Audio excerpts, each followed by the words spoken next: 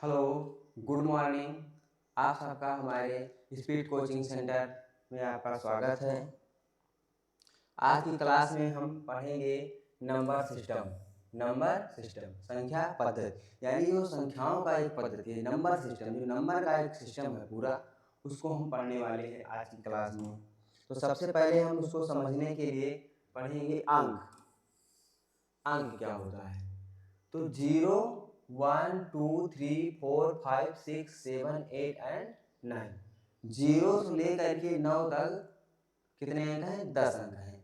जो 0 से लेकर 9 तक 10 अंक होते हैं, इन्हीं की सहायता से कोई भी नंबर लिखा जाता है। बिना हम अंक के संख्याओं को नहीं लिख पाएंगे, यानी कि लिखना पॉसिबल है, इम्पॉसिबल है। तो जैसा कि अभी हमने देखा कि बिना हम अंक की संख्याओं को नहीं लिख पाएंगे, सबसे पहले हमें क्या जानना जरूरी है? अंक कौन कौन से हैं? 0 से लेकर 9 तक। उसके बाद अगर हम बात करें तो क्या आता है? प्राकृतिक संख्याएं। प्राकृतिक संख्याएं क्या है? Natural numbers. तो प्राकृतिक संख्याएं वह संख्याएं जिनका उपयोग हम वस्तुओं को गिनने के लिए करते हैं, या जिससे हम कोई चीज गिनते हैं, उसको बोलते हैं काउंटिंग नंबर्स, गणना करने वाली संख्याएं। जिससे भी हम क्या करते हैं? वस्तुओं को गिनते हैं, उसको क्या बोलते हैं? प्राकृतिक संख्याएं। तो प्राकृतिक संख्याएं क्या हैं? वही संख्याएं जिनका उपयोग हम वस्तुओं को गिनने के लिए करते हैं। वस्तुओं को गिनते हैं, कहाँ से गिनना शुरू करते हैं? 1 से। और कहाँ पर समाप्त होगा? तो हम ऐसे गिनते जाएं, समाप्त नहीं होगा। इस प्रकार हम कह सकते हैं प्राकृतिक संख्या यानी कि जिनसे हम वस्तुओं को गिनते हैं, 1 से शुरू होकर कहाँ पर समाप्त होती है? अनंत, इनफाइनाइट। हम गिनते जाएंगे, समाप्त नहीं होगी। इस प्रकार से हम कह सकते हैं कि प्राकृतिक संख्या 1 से शुरू होकर अनंत पर समाप्त होती है। अब उसके बाद आता है पूर्ण संख्या। पूर्ण संख्या क्या है? तो अगर बात करें पूर्ण संख्या की, तो जब हम प्राकृतिक संख्या में क्या कर देते हैं? प्राकृतिक संख्या में 0 को जोड़ दें, उसमें 0 को भी शामिल कर लें। प्राकृतिक संख्या 1 से शुरू होती है, और जब हम 0 जोड़ लेंगे तो कहाँ शुरू होगी? 0 से। तब उसको हम कहते हैं पूर्ण संख्याएं। अब देखिए क्या लिखा हुआ है, जब हम प्राकृतिक संख्याओं में 0 को सम्मिलित कर लेते हैं तो वे पूर्ण संख्याएं कहलाती हैं। अब देखिए इसको हम प्रदर्शित करते हैं W से, और प्राकृतिक संख्या को हम प्रदर्शित करते हैं N से, N फॉर नेचुरल। और पूर्ण संख्याओं को W से प्रदर्शित करते हैं। अब पूर्ण संख्या कहाँ शुरू होती हैं? 0 से। 0, 1, 2, 3, 4, इस प्रकार से कहाँ तक? अनंत तक। प्राकृतिक संख्या जहाँ 1 से शुरू होकर अनंत पर समाप्त होती है, वहीं पूर्ण संख्याओं में क्या जुड़ जाता है? 0। 0 सम्मिलित हो जाता है और कहाँ समाप्त होती है? अनंत पर। तो इन दोनों में थोड़ा सा डिफरेंस है, इसमें 0 नहीं आएगा, इसमें 0 आएगा। इसको हम बोल सकते हैं 1 से शुरू होकर अनंत पर समाप्त होती है, और पूर्ण संख्या कहाँ शुरू होती है? तो 0 शुरू होकर के अनंत पर समाप्त होती है। क्लियर? तो एक बार इसको हम रिवाइज करते हैं। अंक तो 0 से लेकर के 9 तक 10 अंक होते हैं। इन्हीं की सहायता से कोई भी नंबर लिखा जाता है। इनके बिना इनके हम कोई भी संख्या को नहीं लिख सकते हैं। अगर कोई भी संख्या लिखी जाएगी तो उसमें इन्हीं में से कोई ना कोई अंक जरूर आएगा। उसके बाद प्राकृतिक संख्याएं, वे संख्याएं जिनका प्रयोग हम वस्तुओं को गिनने के लिए करते हैं, इसको बोलते हैं गणना करने वाली संख्याएं, गणनात्मक संख्याएं। 1 से लेकर अनंत तक होती है। उसके बाद पूर्ण संख्याएं, जब हम प्राकृतिक संख्याओं में क्या कर लेते हैं? 0 को जोड़ ले तो क्या हो जाता है? पूर्ण संख्या कहलाती है। 0 से लेकर अनंत तक। अब देखिए उसके बाद है पूर्णांक। तो पूर्णांक क्या है? इसको बोलते हैं इंटीजर्स, पूर्णांक। जब हम क्या करते हैं, जो पूर्ण संख्याएं हैं उस पूर्ण संख्याओं में ऋण संख्याओं को जोड़ लें। जो पूर्ण संख्या है 0 से लेकर अनंत तक होती है, उसी में हम क्या कर लें? ऋण संख्याओं को जोड़ लेते हैं। उसे क्या बोलते हैं? पूर्णांक बोलते हैं। या फिर हम कहते हैं दूसरे तरीके से, धन संख्याएं, ऋण संख्याएं तथा शून्य, इन तीनों को मिलाकर, धनात्मक संख्याएं, ऋणात्मक संख्या और 0, तीनों को मिलाकर क्या बोलते हैं? क्या बोलते हैं? पूर्णांक। तीनों को मिलाकर क्या बोलते हैं?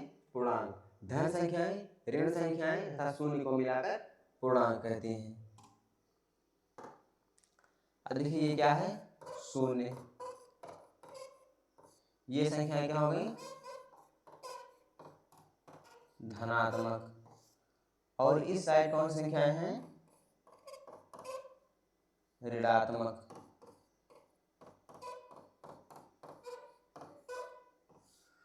तो क्या हो जाएगा?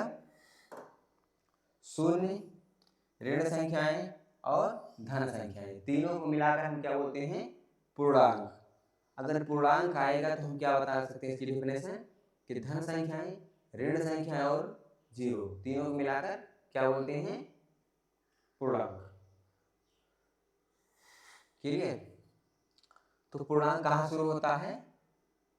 तो जीरो से अनंत तक इधर, और ऋण संख्याओं में जीरो से अनंत तक इधर। 0 -1 -2 -3 इधर जाएगा इस तरीके से, और इधर होगा 0 +1 +2 +3 इस तरीके से अनंत तक। दोनों साइड में कहाँ तक रहेगा? तो अनंत तक, इनफाइनाइट तक। आगे अब उसके बाद है परिमेय संख्याएं, रेशनल नंबर्स। अब देखिए परिमेय संख्याएं क्या हैं, या फिर हम किसे परिमेय संख्या बोलते हैं? ऐसी संख्याएं जिनको हम p/q के रूप में व्यक्त कर सकते हैं, p/q के रूप में लिख सकते हैं, उन्हें क्या बोलते हैं? परिमेय संख्याएं। लेकिन इसका कंडीशन होता है q का मान शून्य नहीं होना चाहिए, q का मान शून्य नहीं होना चाहिए, तथा p व q पूर्णांक होते हैं। अब देखिए आगे लिखा हुआ है p/q, q बराबर, उसके बाद कट कर देगा 0, और कट कर देगा मतलब बराबर यानी इक्वल है, और कट कर दिया मतलब बराबर नहीं है। यानी कि जो p/q रहेगा इसमें q जो है 0 के बराबर नहीं होना चाहिए, इसका मान 0 नहीं होना चाहिए। और p व q क्या होंगे? पूर्णांक। अब पूर्णांक में क्या आता है? अभी हमने देखा है कि पूर्णांक क्या होते हैं? धन संख्याएं, ऋण संख्याएं और जीरो, इन सबको मिलाकर पूर्णांक बोलते हैं। लेकिन बस कंडीशन क्या हो जाएगी? q का मान 0 ना हो, बस। जैसे 2/3, 2 और 3 क्या है? पूर्णांक है, क्योंकि पूर्णांक में क्या आते हैं? धन संख्या, ऋण संख्या और जीरो। धन संख्या है क्या हो गया फिर? पूर्णांक। और q का मान 0 भी नहीं, यहाँ पर 3 लिखा हुआ है, इसलिए क्या हो जाएगा? ये परिमेय संख्या हो जाएगा। दूसरा -2/3, अब यहाँ पर ऋण संख्या है, धन संख्या है, नीचे 0 भी नहीं, ये भी क्या हो जाएगा? परिमेय संख्या है। 0/1, अब ये क्या है? 0 भी तो आता है पूर्णांक में, तो 0 भी सही है। अब नीचे 0 नहीं होना चाहिए, q का मान यानी हर जो है 0 नहीं होना चाहिए, और 0 भी नहीं है, तो ये भी क्या है? परिमेय संख्या है। एक क्या है? धन संख्या है, तो ये भी सही है। नीचे 0 दिया गया है, लेकिन यहाँ पर कहा गया है q का मान 0 नहीं होना चाहिए, इसलिए क्या हो जाएगा? ये परिमेय संख्या नहीं है।